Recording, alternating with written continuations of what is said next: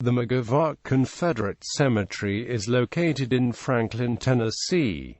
It was established on land donated by the McGavock planter family. The nearly 1,500 Confederate soldiers buried there were casualties at the Battle of Franklin that took place November 30, 1864. While 780 of the soldiers have been identified, 558 are still unknown. Since 1905, the cemetery has been maintained by the Franklin chapter of the United Daughters of the Confederacy. History. The aftermath of the Battle of Franklin, which took place during the night of November 30, 1864, left a total of nearly 9,500 soldiers, Union and Confederate, dead, wounded, captured or missing. More than 6,200 were Confederate troops. The final losses were estimated at 1,750 dead, 3,800 wounded, and the remainder are missing or captured. The population of Franklin in 1860 was just over 900. When Franklin residents awoke on the morning of December 1, the concern was how to bury thousands of soldiers and care for the wounded. Colonel John and Carrie McGavock's plantation house, Canton, was situated less than 1 mile from the center of the action that took place on the Union eastern flank at Franklin. Due to its geographical proximity, Canton served as the largest field hospital in the area for hundreds of wounded and dying Confederate soldiers. Carrie Winder McGavock led the efforts, supervising the logistics, ordering slave workers, and donating food, clothing and supplies to care for the wounded and dying. Carrie's 2 surviving children, Hattie and Winder, served as medical aides throughout the evening as well. At least 150 Confederate soldiers died the first night at Canton. Most of the Confederate were buried by soldiers and workers near and along the length of the Federal breastworks, which spanned the southern edge of what was then Franklin. Union dead were placed by twos in shallow graves in long rows by the comrades without marking the identities. Many of the Union dead were later removed either by family or loved ones, or by the military and relocated in graves at home, or interred at the Stones River National Cemetery in Murfreesboro, Tennessee. The 11th United States Colored Troops managed the reinterment of the Union soldiers at Stones River. It was not until the next day of December 1 that burial teams identified most of the 1,750 Confederate dead near Canton. Soldier burial teams collected and identified their comrades. They placed makeshift wooden markers at the head of the graves to identify individuals by name, rank, regiment, and company. Most of the Confederate dead were buried on the properties of Fountain Branch Carter and James McNutt. Carter had the largest section of land with interments.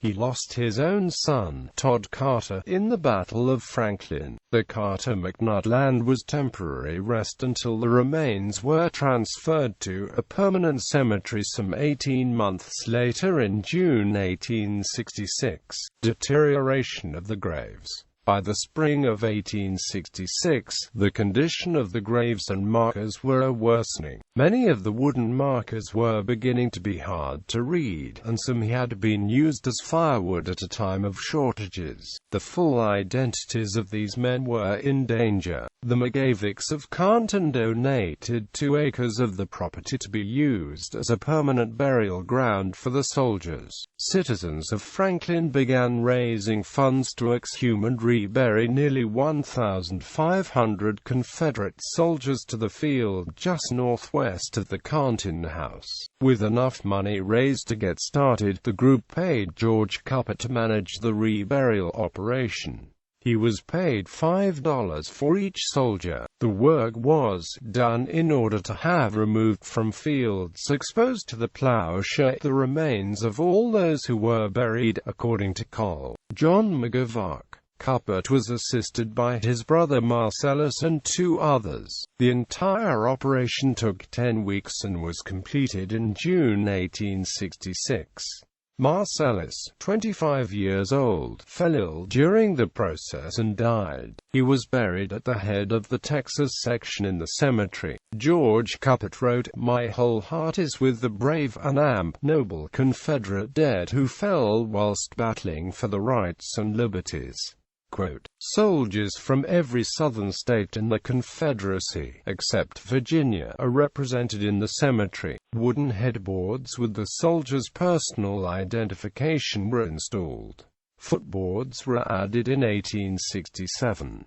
McGavock Cemetery Book." George Cuppet wrote the names and information related to the identity of each soldier in a cemetery book. After he finished the reburials in mid-1866, he turned over the care of the book to the McGavocks. In 1896, the John McGavock Veterans Organization raised funds to replace the wooden headboards with granite markers. Carrie McGavock managed the maintenance of the cemetery with African-American workers until her death in 1905. The original cemetery book is on display upstairs in the Canton Great House. After 1905, the Franklin chapter of the United Daughters of the Confederacy took over financial responsibility to maintain the cemetery. Today, 780 Confederate soldiers' identities are positively identified, leaving some 558 as officially listed as unknown. The cemetery today. The cemetery is located off Lewisburg Pike, just a few minutes from downtown Franklin. The graves take up a 2-acre section of the Canton plantation property. The 13 sections are organized by states. The 2 sections are separated by a 14-foot pathway. On the left side, upon entering are the following sections. Left front row 1 will find North Carolina, Kentucky and Florida. Next section, unknown. Next section, Louisiana. Next section, South Carolina. Next section, Georgia. Next section, Alabama. Next section, Tennessee. On the right side, upon entering are the following sections. Mississippi, the state with the largest number of men who died at Franklin. Next section, Arkansas. Next section, Missouri. Next section, Texas.